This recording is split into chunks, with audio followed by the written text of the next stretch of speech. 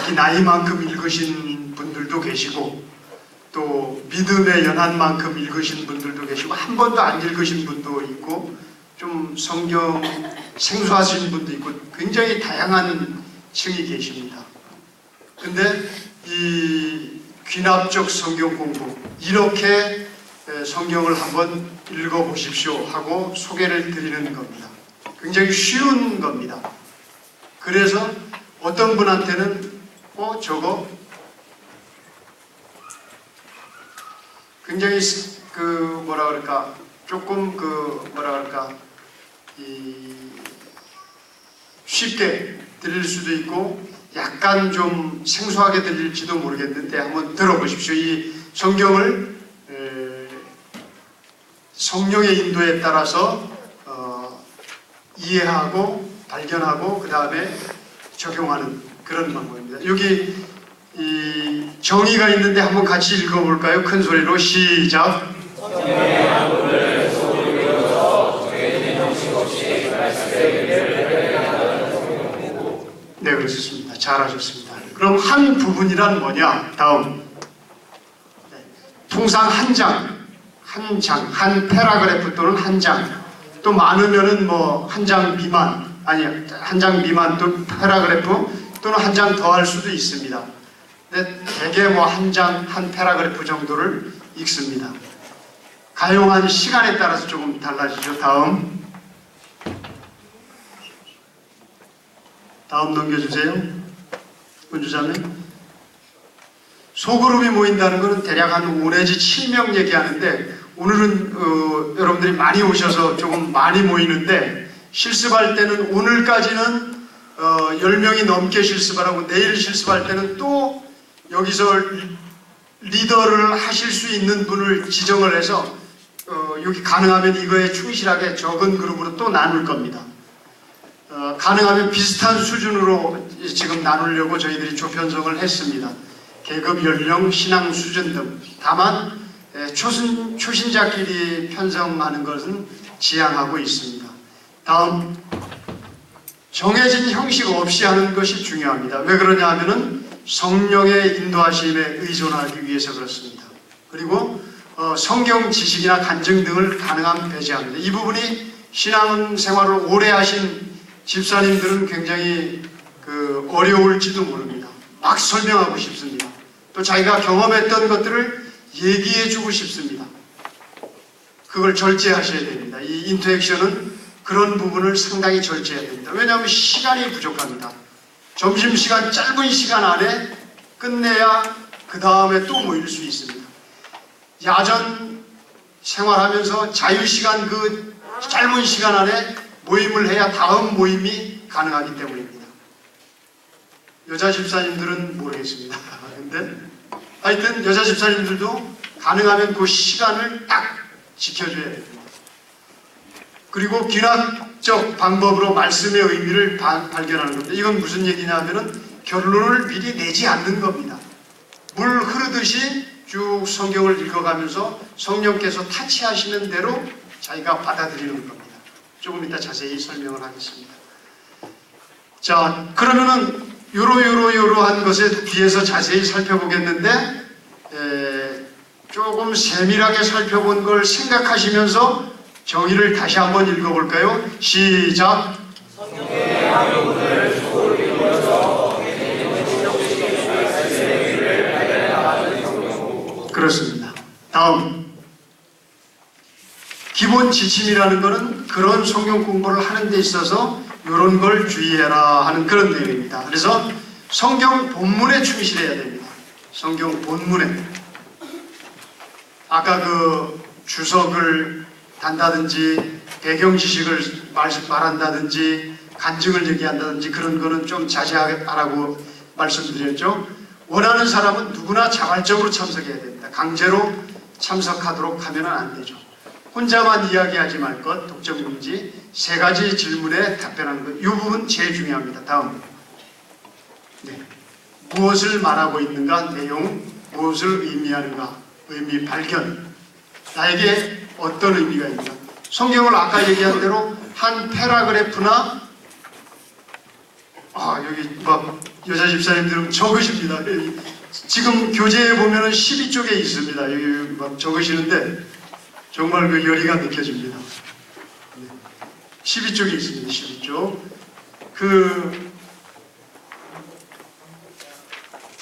성경을 이렇게 한 패러그래프나 한 장을 읽으면서 이게 여기에 나오는 내용이 뭐지? 있는 그 자체에 내용이 뭐냐 이게. 근데 그 의미는 뭐지? 여기서 말하고자 하는 말은 뭐지? 그 다음에 의미 말이야.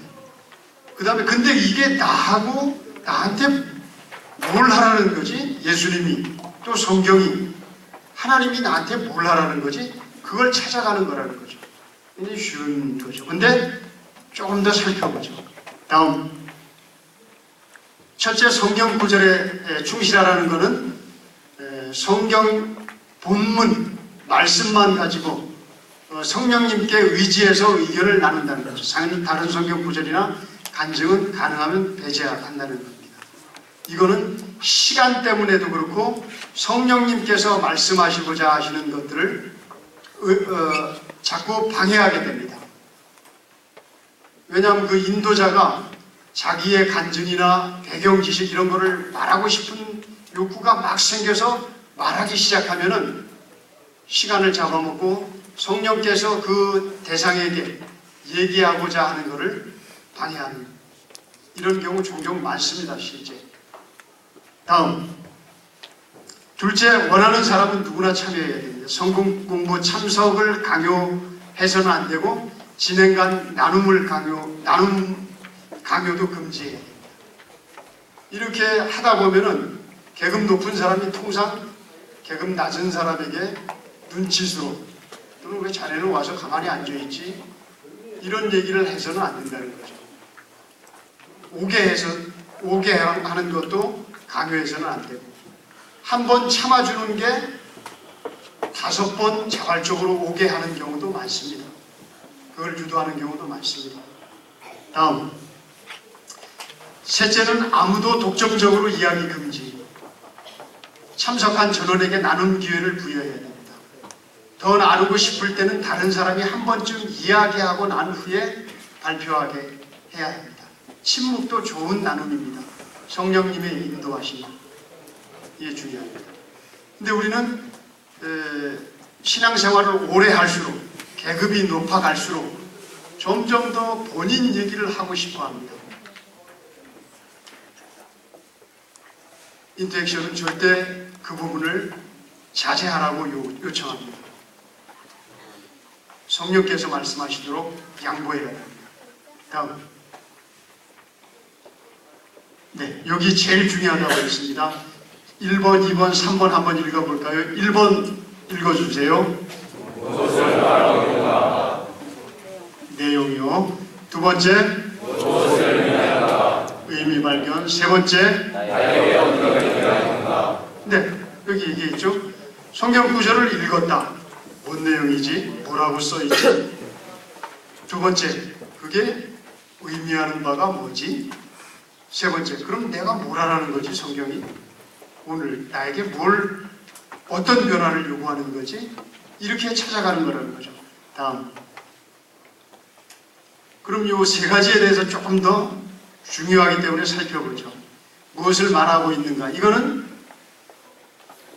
무엇을 말하고 있는가는 육하 원칙에 의해서 정확하게 우리가 객관적인 내용을, 팩트를 발견할 수 있는 거죠. 그래서 육하 원칙에 따라서 발견할 수 있습니다. 누가 언제 무엇을 어떻게.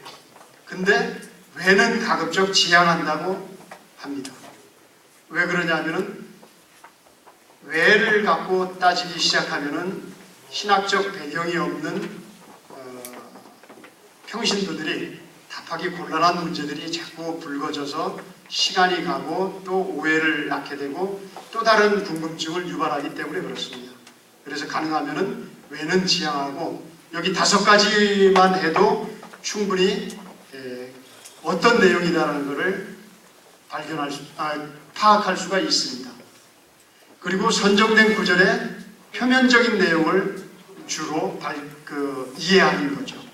다음, 무엇을 의미하는가? 의미 발견입니다. 여기에는 이제 그 성경 구절이 육하원칙에 의해서 발견된 이해한 내용들이 나한테 와닿는 것들이 있습니다. 아, 이게 그런 거구나. 피리 꽂힌다 그럴까요? 이런 교훈이 있구나. 이런 약속이 있구나. 이런 경고의 말씀이 있구나. 야, 그 사람 참 멋있구나. 이 성경에 나오는 이 백부장 참 멋있구나. 믿음이 좋은 거구나. 예수님이 이런 걸 원하시는구나 하는 이런 것들이 느껴지는 것들이 있는 거죠. 그런 거를 한 번 더 생각해 보는 겁니다. 그러니까 성경 말씀 겉에 나온 그런 팩트가 아닌, 그런 내용이 아닌 그 이면적인 내용을 한번 살펴보는 그런 과정입니다. 다음, 이 부분이 또 그 세 가지 중에서는 또 가장 중요한 것이라고 할 수 있겠죠. 나에게 어떤 의미가 있는가? 적용. 지금 이 순간, 오늘. 그러면은 그 말씀을 읽으면서 자기 환경이 쫙 생각이 납니다. 우리 집에 아픈 사람이 누가 있고, 그 다음에 내가 지금 어떤 업무 환경에 처해 있고, 짜증나게 하는 상관이 있고, 그 다음에 어떤 업무가 밀려 있는 게 있고, 그 다음에 시험이 닥쳐오고 있고, 뭐 이런저런 환경이 막 생각나고 막 그러면서 그 말씀이 자기와 연관돼서 어떤 해야 될 일들이 생각나는, 해야 될 것 같은 이런 것들이 타치될 때 그게 결심이 되어지는 부분, 이게 이제 적용입니다. 나에게 실질적이고 실천 가능한 그런 것을 찾아가는 것, 이게 이제 적용하는 그런 단계입니다. 다음, 자, 그러면은 지금 간단히 한번 여기서 한번 짧게 한번 실습을 해볼까요? 마태복음 8장 5절에서 13절. 여러분들 교재에 있습니다. 이게 지금 나와 있고 거기에 어떻게 한다 뭐 이렇게 나와 있는데 한번 찾아보겠습니다. 여러분 말씀 성경에 있는 분은 성경을 찾아주세요. 아니면 요 다음을 한번 넘겨주십시오. 성경 마태복음 8장 5절부터 13절을 찾아주시기 바랍니다. 한 절씩 교독하겠습니다.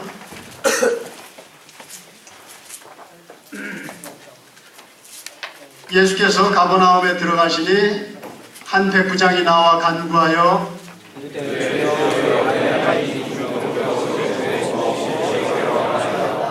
일실에 내가 가서 고쳐주리라.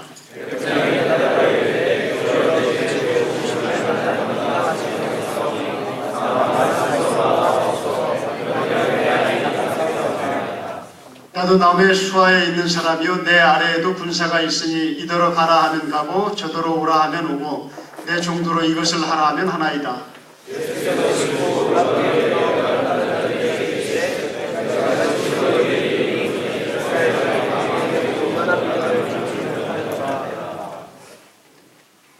또 너에게 이르노니 동서로부터 많은 사람이 이르러 아브라함과 이삭과 야곱과 함께 천국에 앉으려니와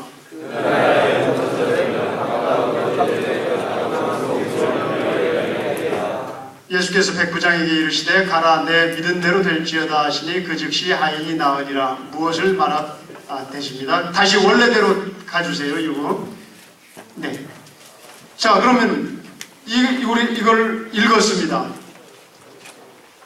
누가 나옵니까? 백부장 나오죠. 또 하인. 또 어디서 일어났죠? 가버나움. 언제 일어난 일입니까?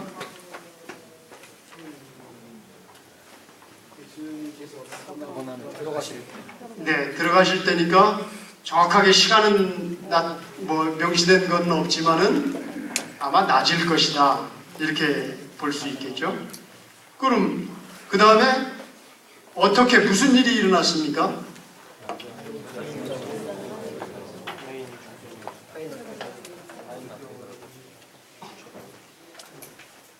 네. 가버나움에 예수님이 들어가시는데 거기 백부장이 하인이 중풍병에 걸려 있었어요. 그런데 그 백부장이 예수님께 나와서 고쳐달라고 합니다. 하인을 고쳐달라고 합니다. 예수님이 선뜻 가시겠다고 하니까 백부장이 우리 집에 오는 것을 감당치 못하겠습니다. 말로만 해도 나을 것 같습니다.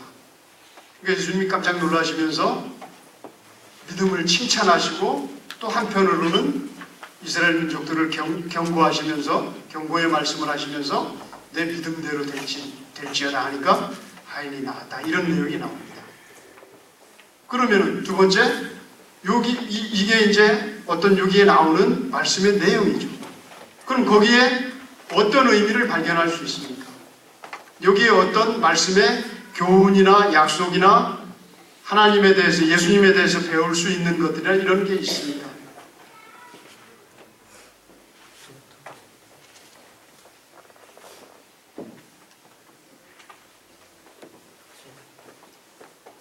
말씀을 읽으면서 여러분들이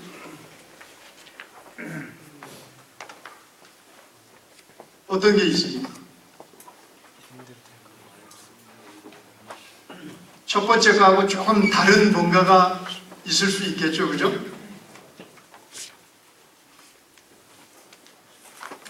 일단은 믿음으로 자기 하인을 예수님께 의뢰해서 중보를 해서 병이 나았구나.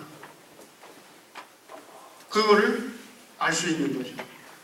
또 백부장이 믿음이 굉장히 크구나. 또 백부장이 군인정신이 투철하구나.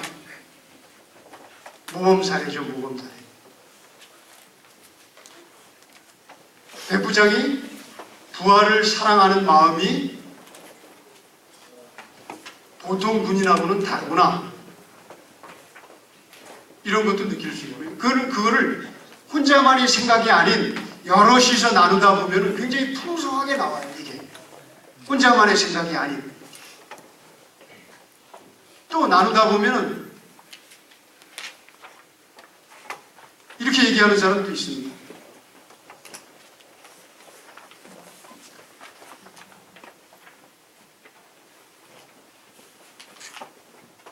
예리하게 본 백성들도 믿음이 없으면은 울며 이를 가는 그런 것이 있을 수 있다. 예수님이 아주 정확하게 경고하신 그런 말씀에 주목하는 사람도 있고요.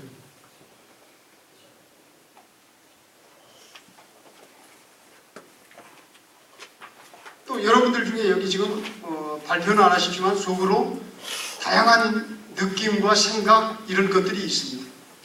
그런 것들을 전혀 뭐라 그럴까 이렇게 제재함이 없이 아주 자유롭게 느낀 대로 이렇게 서로 나누게 하면은 굉장히 많은 얘기들이, 다양한 얘기들이 나와요. 그러면은 신앙생활을 오래 한 분도 처음 신앙생활 하는 분이 발표하는 걸 듣고 굉장히 은혜를 느껴요. 이게 균합적 성경 공부의 장점이라고 생각을 합니다. 그리고 나에게 어떤 의미가 있는가? 이거는 아까 말씀드렸듯이 굉장히 각자가 느끼는 바가 달라요. 그리고 지금도 지금 짧은 시간이지만은 여러분들 중에 어떤 생각이 자기 생각에 와서 닿은 분이 있을지도 모르겠습니다. 뭐 대체로 그런 생각들을 합니다. 이게 저희가 이제 여기 부대별로 이렇게 다니면서 이렇게 적용을 하고 발표를 하다 보면은 우리 부대에 있는 아픈 형제를 위해서 기도해야 되겠다. 또 어떤 형제는 아픈 형제에게 목사님을 모시고 가서 같이 기도해야 되겠다. 이렇게 적용하는 사람도 있고요. 그리고 지금까지는 내가 부하들이 아픔이 거를 그냥 외면하고 혼자 막 이렇게 지냈는데 이제 좀 돌아봐야 되겠다. 이렇게 적용하는 사람도 많고요. 큰 믿음을 가져야 되겠다. 예수님이 칭찬할 만한 믿음을 가져야 되겠다. 이렇게 적용하는 사람도 꽤 많고요.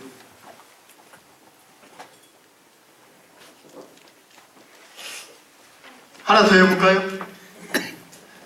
다음. 요거는 오늘 이제 여러분들이 실습할 내용 중에 이제 들어있는데, 간단히 한번 볼까요? 사도행전 3장 1절부터 10절입니다. 찾아보세요. 한번 말씀 찾아보십시오.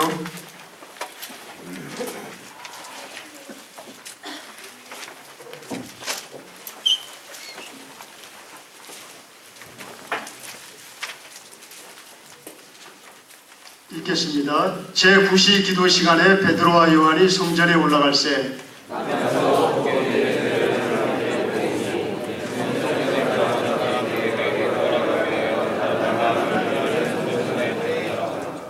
그가 베드로와 요한이 성전에 들어가려 함을 보고 구걸하거늘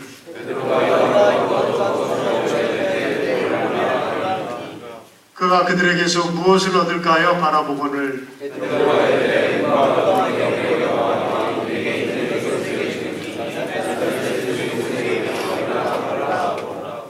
오른손을 잡아 일으키니 발과 발목이 곧 힘을 얻고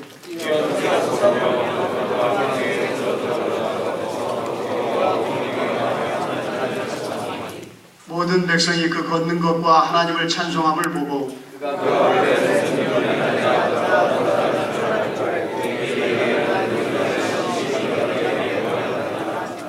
네, 원래대로 가게 해주시고요. 네.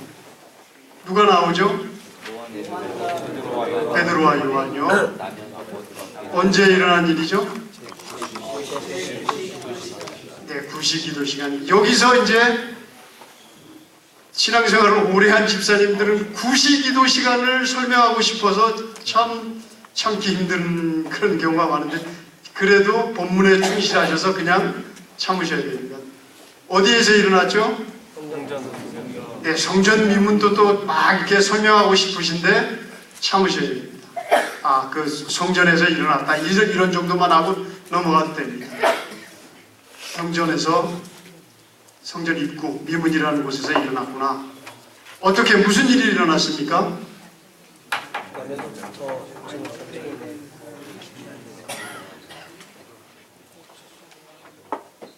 네, 쭉 대답을 하시는데, 나면서부터 안전뱅이 된 사람이 구걸하고 있었는데 베드로와 요한이 기도하러 가다가 주목해 보고 가진 건 없지만 있는 것으로 내게 주니 예수님의 이름으로 일어나 걸으라 하니까 그 사람이 일어나서 걸으면서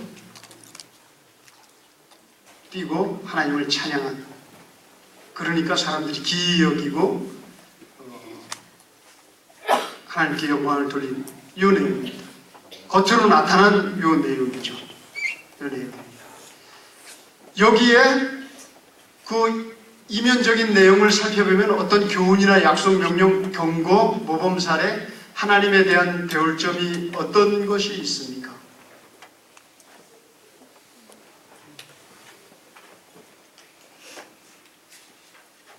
이런 것들을 볼 수 있습니다. 베드로와 요한은 정기적으로 시간을 정해놓고 기도했구나. 이런 것도 있을 수 있고요. 또 지나가면서 불쌍한 사람을 보고 그냥 지나치지 않고 주목했구나. 또 베드로와 요한이 다른 소유는 갖지 않았구나. 예수님만 소유하고 사는 그런 삶을 살았구나. 그리고 예수님이 약속하신 대로 기도를 통해서 병을 낫게 하는 그런 기적을 이뤄냈구나.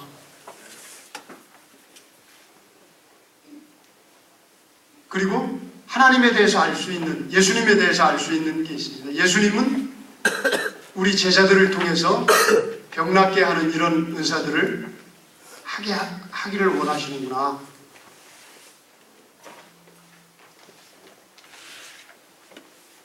이런 것들을 우리가 2차적으로 이면적인 내용을 통해서 더 생각을 해볼 수 있는, 그러면은 그 다음에 이제 그 성경 말씀을 읽고 그 이면적인 내용을 한 번 더 의미를 발견하고 난 다음에 자기가 처한 그 삶의 그 내면적인 거나 환경, 외형적인 환경, 이런 것이 그 접속이 되는 거죠, 이제. 그러면서 내가 뭐 해야 되지? 이 말씀이 나하고 무슨 상관이지? 하고 연결이 되는 그 접점이 찾아지는, 그게 적용입니다. 그거를 또 같이 나누는 거죠. 그럼 우리가 이제 쭉 돌아다니면서 많이 해보니까 이런 적용들을 많이 합니다. 아, 나도 시간을 정해놓고 기도해야 되겠구나.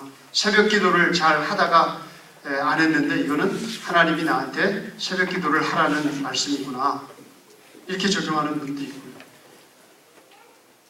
그냥 사람들 지나가면서 노숙자나 뭐 이런 사람들을 그냥 지나치곤 했는데 그러지 말라는 말씀이구나.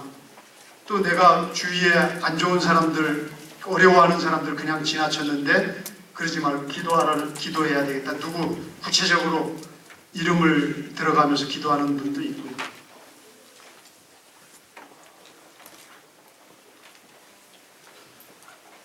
다양한 많은 그 구체적인 실천 가능한, 내일 당장 또 오늘 그 귀납적 성경 공부가 끝나고 바로 가서 실천할 그런 것들을 이렇게 적용하는 그런 사례들을 서로 나누게 될 때 많은 풍성한 은혜가 있는 것 같습니다. 다음.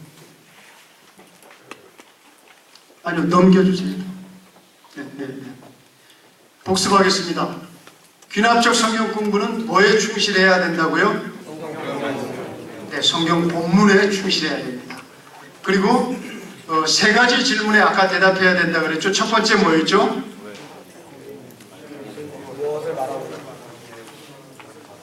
네, 무엇을 말하고 있는가, 내용. 다음. 네, 여러분들 너무 잘하십니다. 다음. 무엇을 의미하는가, 의미 발견. 그 다음 뭐라 그랬죠? 나에게 어떤 의미가 있는가. 이 부분 제일 중요합니다. 네, 적용. 그 다음에 귀납적 성경 공부는 누가 주도하는 거죠? 성령께서 주도하는 겁니다. 그럼 인도자는 뭘 하느냐? 다음. 성경 공부를 준비하는 겁니다. 이것도 중요해요. 사실 기도하고 말씀 선정하고 장소하고 시간을 준비하고, 그리고 정시 시작하고 종료하고, 네 가지 기본 지침을 준수하고 사후 평가를 하고, 사후 평가는 다음. 여러분 교재에도 나와 있습니다. 이렇게 한정에서 공부했는가, 모두 참여했는가, 독점하지 않았는가, 세 가지 질문에 모두 답했는가, 시간은 지켜졌는가, 이렇게 평가를 스스로 해봐야 됩니다. 다음. 많이 해보신, 가정예배나 신우의 인도를 많이 해보신 분에 의하면 정해진 시간 준수가 매우 중요하다. 지속적으로 하기 위해서는 처음에는 내용이 중요하고 내용 발전, 적용순으로 하고 나눔의 횟수가 거듭될수록 적용이 중요해 간다, 이런 말씀입니다. 그렇게 시간이 배분이 되더라 하는 겁니다. 그 다음에 전원 참가 장려하되 강요 금지하고, 필요시 한 번 더 돌아가면서 실시하면 깊이가 증가된다. 성령님께 집중해야 된다는 내용입니다. 다음. 이따 조별 실습할 때 이렇게 해야 됩니다. 이 검은 글씨는 인도자가 하는 내용이고 나머지는 여러분들이 하셔야 되는 겁니다. 지정이 되면은 이렇게 인도를 할 겁니다. 요거는 이따가 김영곤 집사님이 다시 조편성할 때 자세하게 알려드릴 겁니다. 다음. 네. 결론입니다.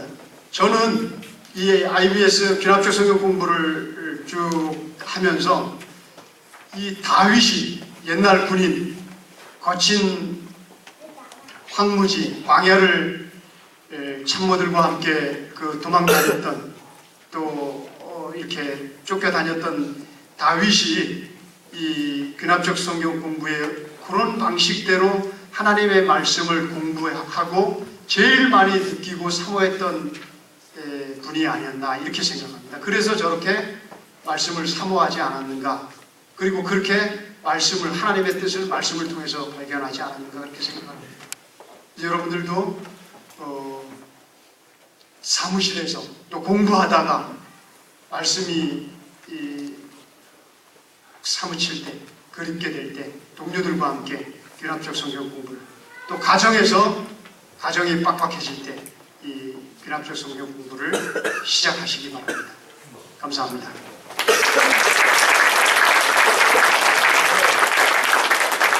네, 잠깐 휴식하시고